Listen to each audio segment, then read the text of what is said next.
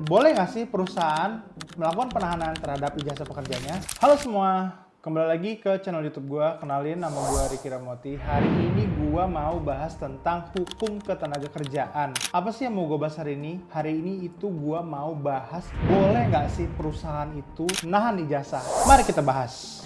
Pertama-tama, gue mau ngomong dulu nih terkait dengan proses penahanan ijazah. Kenapa sih perusahaan melakukan penahanan terhadap ijazah kalian? Biasanya nih, perusahaan itu melakukan penahanan ijazah, ada alasan-alasan tertentu kenapa ijazah kalian itu harus dititipkan kepada perusahaan. Contohnya adalah, biasanya nih perusahaan itu ngasih pelatihan kerja kepada kalian. Jadi, ketika kalian melaksanakan masa pelatihan tersebut, sebenarnya nih gunanya pelatihan itu untuk kalian sendiri.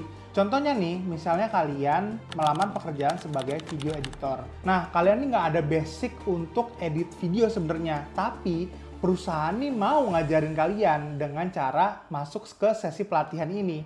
Nah, ketika kalian masuk ke sesi pelatihan, kalian diajarin tuh gimana cara edit video yang benar, gimana cara color grading, dan lain-lain. Jadi skill kalian nambah nih, yang sebelumnya kalian nggak bisa editing video, sekarang ketika kalian masuk ke pelatihan, kalian jadi bisa nih ngedit-ngedit video.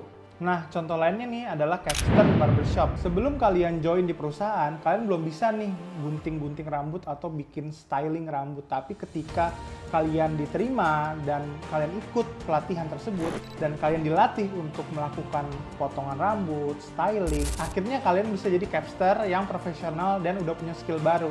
Pada intinya sih, si pelatihan-pelatihan ini adalah untuk menambah skill kalian yang tadinya kalian nggak bisa, jadi kalian bisa. Nah, perusahaan tuh biasanya nahan ijazah untuk memastikan kalian ini menjalankan kontrak kerjasama atau perjanjian kerja bersama dengan si perusahaan dan tidak resign sebelum waktunya atau sebelum kontraknya habis.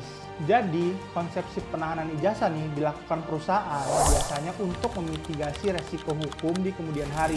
Misalnya contoh, dia itu pekerja nih melakukan resign padahal belum waktunya untuk resign, atau kontraknya belum selesai tapi pekerja udah resign. Nah, menurut perjanjian kerjanya nih, sebenarnya si karyawan itu tuh belum boleh resign, tapi si karyawan ini udah resign duluan. Kalau misalnya perusahaan tidak melakukan penahanan ijazah, maka perusahaan itu harus menempuh jalur hukum, dan jalur hukum itu bisa aja ditempuh, kayak dia harus lapor ke dinas ketenagakerjaan setempat. Tapi proses ini tuh memakan waktu yang lama.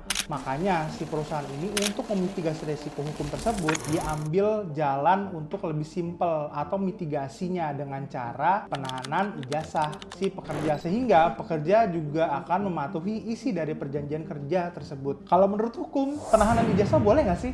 Kita bahas dulu nih ke pasal 1 angka 1 Peraturan Menteri Pendidikan Kebudayaan Riset dan Teknologi Nomor 50 Tahun 2024 tentang ijazah, sertifikat kompetensi, dan sertifikat proses jenjang pendidikan tinggi, yang gue kutip sebagai berikut. Ijazah adalah dokumen yang diberikan kepada lulusan pendidikan akademik dan pendidikan vokasi sebagai pengakuan terhadap prestasi belajar dan atau penyelesaian program studi terakreditasi yang diselenggarakan oleh perguruan tinggi.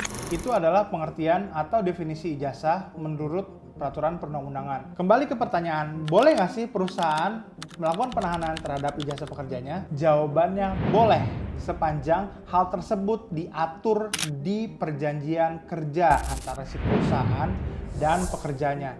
Dan kalau perusahaan melakukan penahanan terhadap ijazah, perusahaan juga harus melindungi atau melakukan pengarsipan terhadap ijazah pekerjanya. Jadi, perusahaan itu harus rapi nih kalau dia melakukan penahanan ijazah, karena ijazah itu kan dokumen asli ya.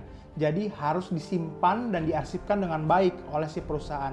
Dan apabila pekerjanya melakukan pengunduran diri atau resign, maka perusahaan tersebut harus segera mengembalikan ijazah milik pekerjanya kepada si pekerja tersebut yang sudah resign. Yang penting, kedua belah pihak antara si perusahaan dan si pekerja itu sepakat dalam perjanjian kerja. Hal ini sejalan dengan pasal 52 Undang-Undang Nomor 13 Tahun 2003 tentang Ketenagakerjaan, yang selanjutnya gue kutip sebagai berikut. Ayat 1, perjanjian kerja dibuat atas dasar A. Kesepakatan kedua belah pihak, B. Kemampuan atau kecakapan melakukan perbuatan hukum, C. Adanya pekerjaan yang diperjanjikan, dan D. Pekerjaan yang diperjanjikan tidak bertentangan dengan dengan ketertiban umum, kesusilaan, dan peraturan perundang-undangan yang berlaku. Nah, jadi kalau kita lihat di pasal 52 ayat 1 yang huruf A, adanya kesepakatan kedua belah pihak. Jadi, kalau misalnya ada proses penahanan ijazah dan diatur di perjanjian kerja selama itu disepakati oleh kedua belah pihak sesuai dengan pasal 52 ayat 1 Undang-Undang Ketenagakerjaan, itu diperbolehkan ya teman-teman. Selanjutnya, boleh nggak sih perusahaan kasih denda ke pekerjanya? Nah, soal denda ini sebenarnya nggak ada peraturan spesifik yang ngelarang perusahaan kasih denda nih ke pekerjanya. Tapi terkait denda ini diperbolehkan sepanjang itu dinyatakan dalam perjanjian kerja. Jadi sebelum kalian masuk bekerja di perusahaan itu, kalian udah tahu nih hal-hal apa yang dilanggar, dan apabila dilanggar kalian dikenakan denda. Dan itu harus di state terlebih dahulu di perjanjian kerja. Jadi nggak tiba-tiba kalian mau resign atau kalian melakukan pelanggaran di perusahaan terus tiba-tiba perusahaan ngasih denda kalian, itu nggak boleh. Yang boleh adalah kalau kalian melanggar ketentuan dalam perjanjian dan sudah ada di perjanjian terkait dengan denda dan kalian melanggar, maka perusahaan boleh-boleh aja ngasih denda ke kalian. Jadi, kesimpulannya adalah secara peraturan perundang-undangan di Indonesia tidak ada aturan yang secara spesifik mengatur terkait larangan perusahaan melakukan penahanan ijazah atau denda kepada pekerjanya. Jadi, hal itu sah-sah aja dilakukan oleh perusahaan dengan catatan nih, itu sudah diatur dan disepakati oleh para pihak, baik si pihak perusahaan maupun si pihak pekerja. Oleh karena itu, perusahaan dan pekerja sebelum menandatangani perjanjian kerja harus kalian baca dulu ketentuan-ketentuan yang termaktub dalam perjanjian kerja kalian. Oke, kalau kalian suka sama video gue, please like, comment, and subscribe. See you on the next video.